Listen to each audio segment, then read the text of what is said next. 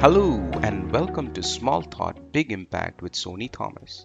Let me invite you to a small thought that can create a big impact for you in celebrating your life. Hell is regarded a spiritual realm of evil and suffering, often traditionally depicted as a place of perpetual fire beneath the earth, where the wicked are punished after death. If you're familiar with the concept of hell, then you must have heard the name Lucifer, the fallen angel. It is said that Lucifer rebelled against God and was cast down into hell as punishment for it. Building on this concept, DC Comics has created a comic book series called Lucifer and a TV adaptation of the same.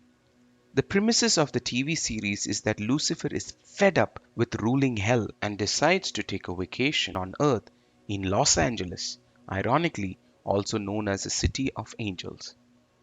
The story takes us on a journey of self-discovery by Lucifer, how he sees himself and the world around him.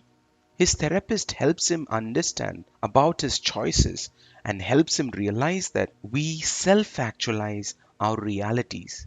That is, each person's hell is created based on their guilt.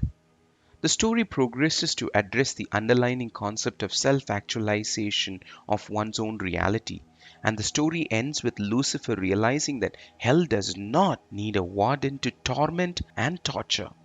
Rather, a healer to help the trapped make peace with their guilt and redeem themselves. In our own lives, how often are we wardens to ourselves and to others? We tell ourselves that we are not enough, we are not worthy, and with resentment, we enforce certain things on ourselves to get ahead in life. We are tough on ourselves to do better, to be better than others, all the while self actualizing a reality of frustration, anger, and dissatisfaction. At the end of the day, looking for an escape from the hamster wheel called life.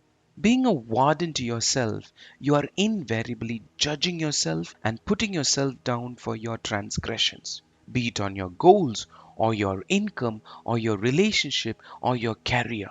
Be gentle, be patient, be kind with yourself, forgive yourself, because if you can't forgive yourself, you are inevitably creating a hell loop mutating out of your guilt.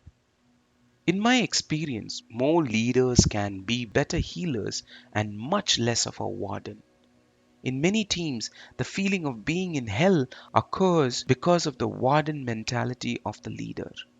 So, by developing healer leaders, the workplace, the personal space, the social space can mature in its potential, productivity, and purpose.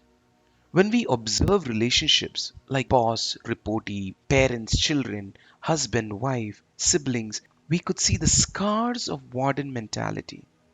In many of our relationships, we unknowingly take up the position of being a warden.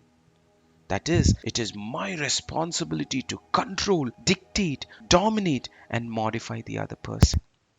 In the initial years of my marriage, I too am guilty of warden mentality. You see, I came to the conclusion that I had a better understanding of family and life. Hence, it was my duty to bring my wife in line with my understanding of marriage.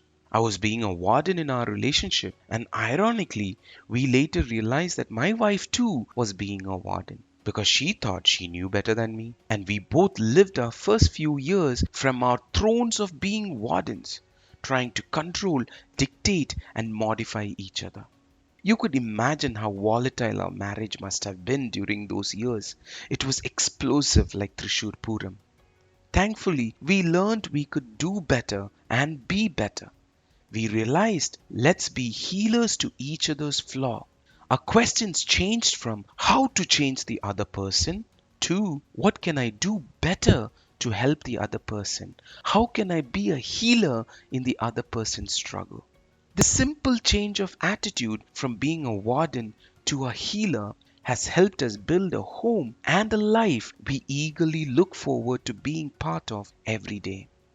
Ask yourself, in what area of your life or with whom can you change your role from a warden to a healer? I believe I have brought value to your journey of life. I urge you to share this small thought with others now so we can together build a happier world. Thank you for your time and make it a wonderful day. For more thoughts on celebrating life, I invite you to join the Celebrating Life community.